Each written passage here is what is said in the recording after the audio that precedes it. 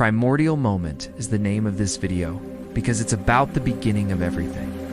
And in a sense, it's also the end of everything. It's a nearly impossible concept to grasp, but here we go. The beginning of the universe. Our entire reality was contained in a space smaller than an atom. It was incredibly hot, incredibly dense, and all of the matter that would eventually make up galaxies and stars and planets and people was concentrated into an unimaginably small point. Physicists call this a singularity, and it's where the laws of physics as we know them break down. We come and observe or test what happened at the beginning of the universe, because no light or other electromagnetic radiation could pass through that initial singularity. So we don't have any direct evidence of how the universe started. We can only work with inferences based on observations of the universe as it exists now, and extrapolating backwards. And this has led to several models for what happened at the beginning of time, such as the Big Bang Theory, which is the most widely accepted model. According to the Big Bang Theory, about 13.8 billion years ago, the Great Explosion birthed space, time, and matter. Everything began to expand rapidly outwards from this initial singularity, and that expansion continues to this very day.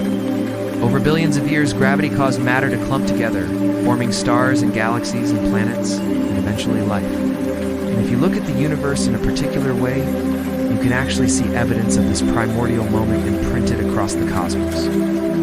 In order to understand what that primordial moment looked like, let's start by looking at what we do know. In 1929, the American astronomer Edwin Hubble noticed that all of the galaxies in the night sky were moving away from us. This observation led to the realization that the universe as a whole is expanding. Now, if you were to take a snapshot of the night sky at any given moment, you would see every galaxy as it existed at that particular moment. But by knowing that all the galaxies are moving away from us, you can use that data to extrapolate backwards. You can imagine taking a series of snapshots of the night sky and moving further and further, back in time until all the galaxies converge into one point. That point represents the beginning of the universe, the moment of the Big Bang. Let's play out that scenario. As we move back in time, the night sky would appear to stretch and distort until the familiar shapes of the constellations are no longer recognizable. The points of light representing the galaxies would begin to crowd together, becoming more numerous as we approach the moment of the Big Bang. At some point, the points of light would become so dense that they would no longer be distinguishable as individual entities. Instead, they would form a glowing sphere surrounding us in all directions. This sphere would represent the totality of the universe as it existed just before the moment of the Big Bang. Within that sphere, all the matter that would eventually form galaxies and stars and planets and people would be concentrated into a space smaller than an atom. As we continue to move back in time, the sphere would continue to shrink until it reaches a point smaller than the smallest subatomic particle. This is the singularity, the point of infinite density and temperature, where the laws of physics as we know them break down. We don't know what happened before the Big Bang, but we do know that the observable universe began with the Big Bang. All of the matter.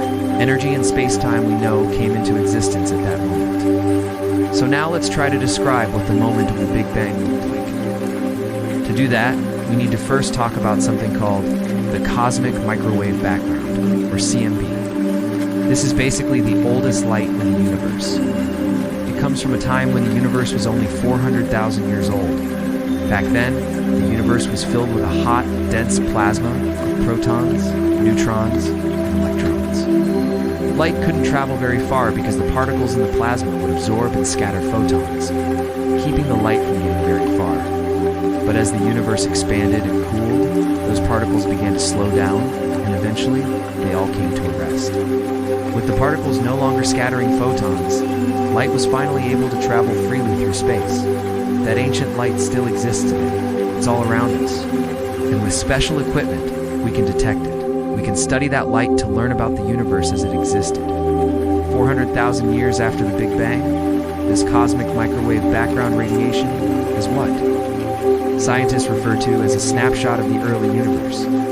By analyzing the patterns in the CMB, scientists can learn a lot about the conditions that existed in the early universe. And what they found is that the early universe was extremely homogeneous and isotropic. That means that it looked the same in every direction, and there were no variations in any location. The only tiny variations we see in the CMB today are due to quantum fluctuations in the early universe. These are known as Hawking particles. They were named after the physicist Stephen Hawking, who predicted their existence in 1972. The discovery of these particles was a major confirmation of the Big Bang Theory. But back to the primordial moment. According to the Big Bang Theory, the universe began from a state of infinite density and temperature. At that moment, there was no space, no time, no matter, no energy, no nothing. And then the universe exploded outward. In the first few moments of its existence, the universe expanded exponentially. This period of rapid expansion is known as inflation. During inflation, the universe grew from a size smaller than an atom to a size larger than a galaxy. And this happened in a fraction of a second. During this time, the universe was filled with a hot, dense plasma of elementary particles. As the universe continued to expand, it cooled, and the particles began to combine to form larger nuclei. After about 10 minutes, most of the protons and neutrons had combined to form atomic nuclei. The universe continued to cool, and the atoms began to form. After about 380,000 years, the universe had cooled enough for electrons to bind to the atomic nuclei and form neutral atoms. This allowed light to travel freely through space for the first time. And that's what we're seeing when we look at the cosmic microwave background radiation. Now, it is important to note that the Big Bang Theory doesn't explain what caused the initial rapid expansion of the universe during inflation, or does it explain what caused the inflation to stop. This remains one of the biggest mysteries in cosmology today. There are many different models that have been proposed to try and explain the beginning of the universe. Some models require the universe to be eternal, while others suggest that the universe had a beginning and will also have an end. One popular model is the so-called heat death of the universe, which posits that the universe will continue to expand until all the stars go out and only black holes remain. Another model suggests that the universe will eventually collapse in on itself, and that all matter and energy will be destroyed.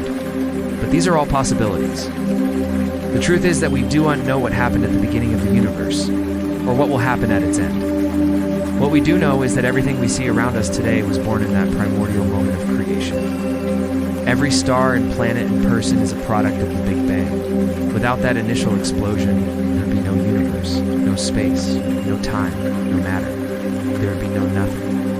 And so as we stand here on this tiny blue dot, suspended in the vastness of space-time, we can look up at the stars and know that every single one of them was born in that primordial moment. They are the children of the Big Bang. Thank you for watching. If you enjoyed this video, please leave a like, comment, a question, suggestion for a future video, and subscribe so that you can be notified when we release new videos.